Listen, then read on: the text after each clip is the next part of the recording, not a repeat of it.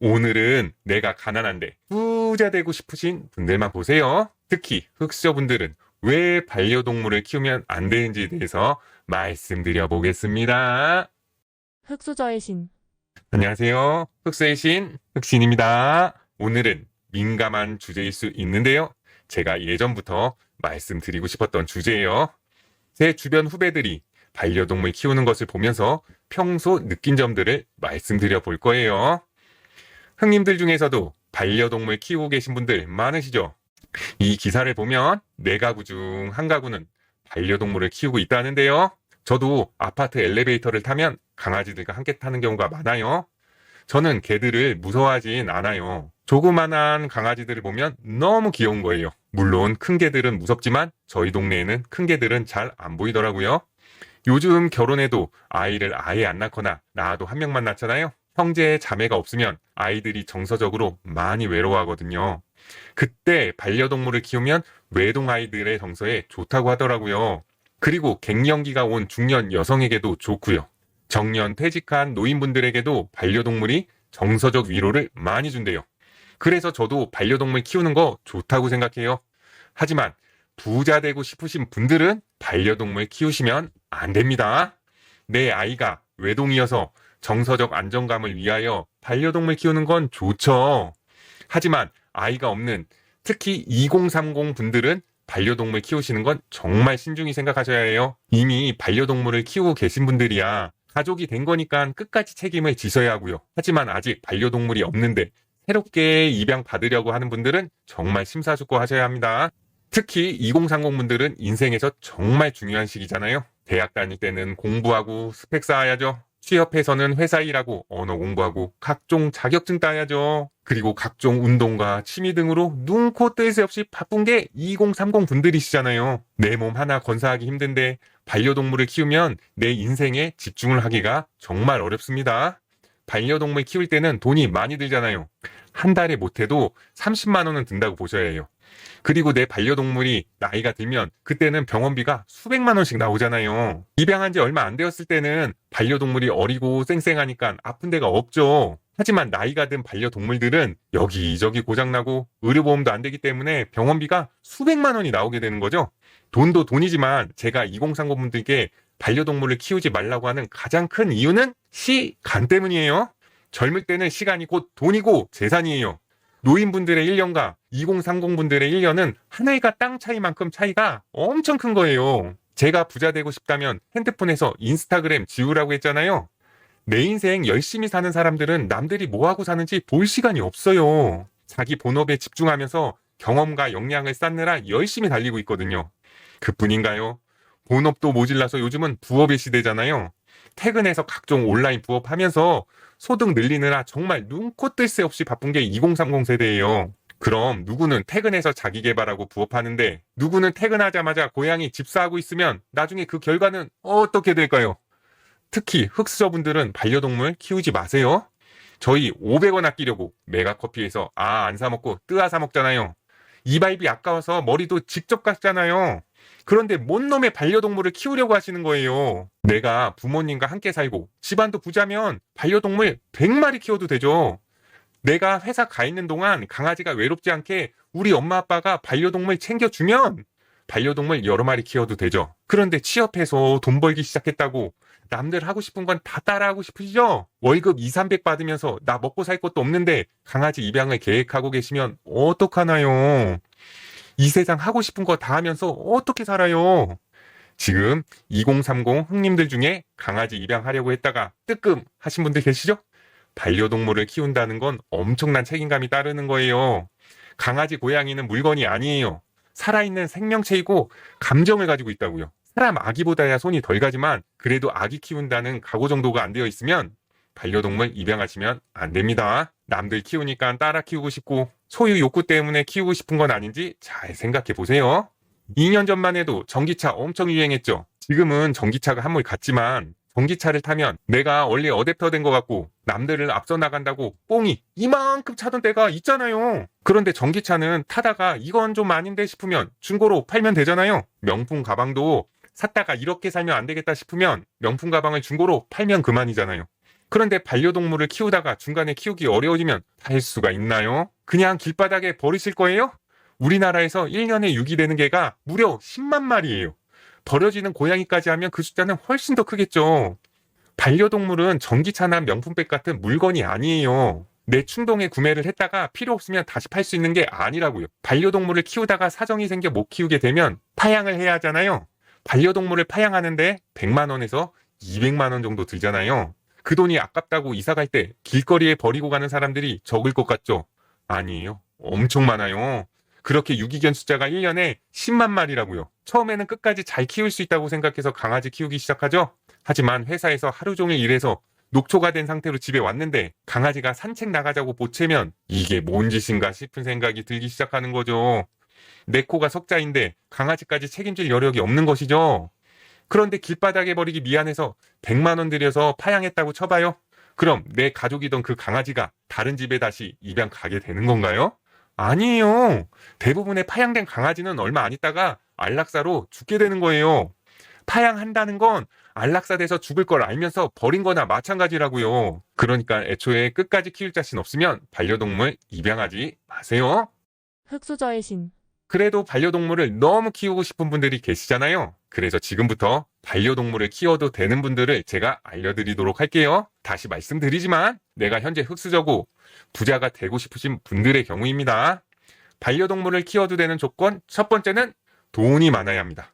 반려동물 병원비는 의료보험이 안 됩니다. 처음에 입양했을 때와 다르게 반려동물도 늙어가면서 몸이 여기저기 아프고 병원비가 엄청 많이 나옵니다. 그리고 각종 사료, 간식, 미용비 등 병원비 빼고도 매달 최소 20만 원을 쓰신다고 보시면 됩니다. 20만 원이 별거 아니신가요? 20만 원 엄청 큰 돈이에요. 20만 원이면 제게 부동산 간단 상담 신청할 수 있는 엄청난 돈이라고요. 상담비 20만 원 내고 세계 간단 상담 받으면 나중에 그 20만 원이요. 최소 2억 이상의 가치를 하는 거 다들 아시죠? 죄송합니다. 참고로 종합상담은 신청이 많아 마감되어서 현재는 간단 상담만 받고 있습니다. 지금 집 사기 참 좋을 때입니다. 야당에서 정권을 잡으면 또다시 전 지역이 규제지역 됩니다. 그러니까 여력 되시는 분들은 미리미리 집 사놓으세요. 이야기가 샜네. 오늘 부동산 이야기 하려던 게 아닌데 어디까지 말했지? 20만 원. 자, 제가 말씀드린 반려동물 키우는데 한 달 20만 원이 드는 건 최소 금액이에요. 해외여행 가면 강아지 호텔에 맡기거나 그보다 더 비싼 펫시터에 맡겨야 하잖아요. 그래서 반려동물은 돈 많은 분들이 키우셔야 하는 거예요. 반려동물을 키우면서 돈을 많이 벌어야겠다라는 생각이 아니고요. 내가 먼저 부자가 되고 나서 그 다음 반려동물을 입양하시는 거예요. 다음 반려동물 키워도 되는 조건 두 번째는 시간이 많은 분입니다. 아침에 일어나서 출근 준비하고 지옥철 타고 출근하고요. 회사에서 9시간 동안 일하고요. 또다시 힘겹게 퇴근을 해서 집에 오면 몸은 녹초가 됩니다. 그런데 집에 오면 강아지는 산책 가자고 보채고요. 고양이는 집사일 제대로 안 한다고 화내고요. 그뿐인가요? 아프면 병원 데려가야죠. 간호해야죠. 나 하나 건사하기도 힘들어 죽겠는데 반려동물까지 챙길 시간이 어딨나요? 특히 맞벌이 부부의 경우에는 퇴근해서 오면 애들 밥해 먹여야죠. 씻겨야죠. 숙제 봐줘야죠. 학교나 학원에서 무슨 일 있었나 애들한테 이것저것 물어도 봐야죠. 회사 다녀와서 나도 힘들어 돼지겠는데 내 아이까지 챙기려니까 너무 힘든 거죠. 그런데 웬일입니까? 네 발로 걸어다니는 꼬리를 살랑살랑거리는 아이가 또 있는 거예요. 내 애가 외동이고 정서적으로 불안한 게 아니면 가급적 애들이 강아지 사달라고 한다고 사주지 마세요. 산책도 밥도 목욕도 다 자제분들이 직접 한다고 처음에는 말하잖아요. 그거 개뻥이에요. 개구라예요. 본인 학원 숙제도 하기 싫다고 난리 피면서 자기 직전에 겨우 숙제하는 애들인데 강아지 산책 데려갈 시간이 어딨나요? 결국 강아지, 고양이 뒤치다거리는 엄마 아빠가 하게 될 수밖에 없어요. 그러니까 정년퇴직하시고 시간 많은 분들이 아니면 반려동물 함부로 입양하지 마세요. 다음 반려동물 키워도 되는 세 번째 조건은 집이 넓으신 분들입니다. 사람들이 회사 가고 학교 가고 하면 집안에 덩그러니 내 반려동물이 남겨지잖아요. 그거 반려동물한테는 학대일 수 있는 거예요. 안 그래도 하루 종일 집안에 있어야 하는데 집이 좁으면 반려동물들은 엄청 스트레스 받아야 해요. 그러니까 출근하면서 텔레비전 틀어놓고 가도 집이 좁으면 반려동물들은 스트레스를 많이 받는다고요.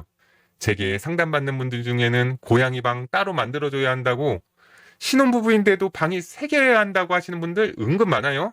이런 식으로 반려동물을 위해서 큰 집을 얻을 수 있는 분들은 반려동물 키우셔도 되지만 원룸 같은 데 살면서 강아지 키우고 그러지 마시라는 거예요. 사람도 하루 종일 원룸에 있으면 답답한데요. 네 발로 걷는 반려동물들은 오죽하겠어요. 마지막으로 반려동물을 키워도 되는 네 번째 조건은 책임감이 큰 사람입니다.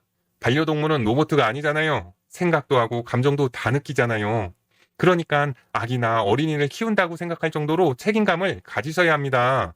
반려동물을 길바닥에 버리고 도망치는 가장 큰 이유가 실제로는 내가 생각한 것보다 훨씬 키우기가 힘들기 때문이에요. 단순한 호기심이나 외로움을 달래려고 반려동물을 키우시기로 했다면 다시 생각해 보시기 바랍니다.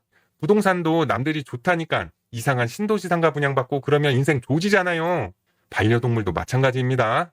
반려동물을 준비도 없이 재미로 키우려고 했다가는 강아지 주인도 힘들고 강아지도 힘들고 서로 불행해지는 겁니다. 흙수저의 신. 정리하겠습니다. 부자가 되고 싶다면 반려동물은 키우시면 안 됩니다. 특히 2030 분들은 내가 낳은 외동자식이 외로워하는 게 아니면 반려동물 키우지 마세요.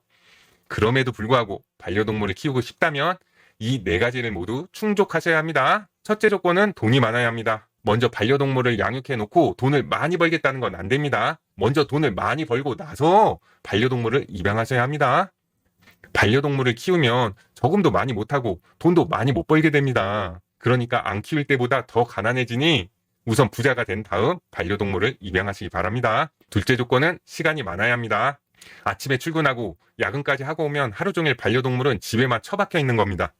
반려동물은 물건이 아니기 때문에 감정이 다 있습니다. 그러니까 이젠 애완동물이라고 안 부르잖아요. 장난감이 아니라는 거죠. 가족인 거예요. 그런데 내가 생업이 바빠서 돌보지 못할 거라면 애초에 반려동물을 입양하지 마시기 바랍니다. 그래서 반려동물은 은퇴 후에 시간이 많으신 노인분들이 키우는 것이 동물에게나 사람에게나 서로 좋습니다. 셋째 조건은 집이 넓어야 합니다. 당연히 마당도 있으면 강아지 입장에선 좋겠죠. 하지만 다들 도시 생활을 하기 때문에 마당 있는 집은 드뭅니다. 그럼 집안이라도 넓어야 합니다. 강아지, 고양이 모두 집안이 넓어야 스트레스가 덜합니다.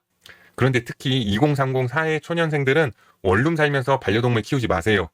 본인이야 회사 가거나 외출하면 되지만 하루 종일 좁은 집에 있을 동물들을 생각하셔야죠.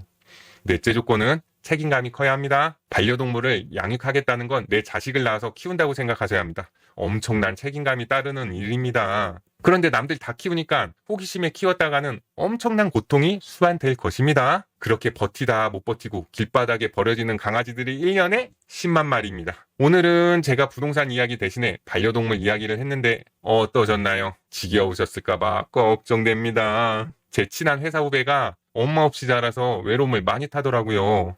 그래서 강아지를 키우는데요. 강아지 때문에 집도 마음대로 못 구하고요. 뭘 배우고 싶어도 시간을 못 내고 그러더라고요. 흙수저인데 앞으로도 그 강아지 때문에 계속 흙수저로 살 것 같아서 안타까웠습니다. 혹시라도 반려동물을 입양하시려는 분들이 계셨다면 제가 오늘 말씀드린 4가지 조건에 부합하지 않으면 반려동물 입양하지 마세요.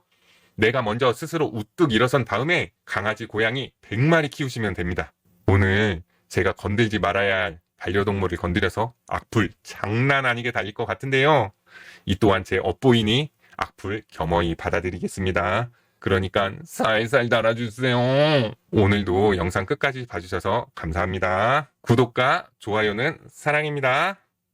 구독 꾹꾹꾹 좋아요 꾹꾹꾹 흑서들이여, 부자가 되고 싶다면 반려동물 키우는 대신에 본인 역량을 키워서 훨훨 날아오르리. 감사합니다. 안녕. 다음에 봐요. 파이팅.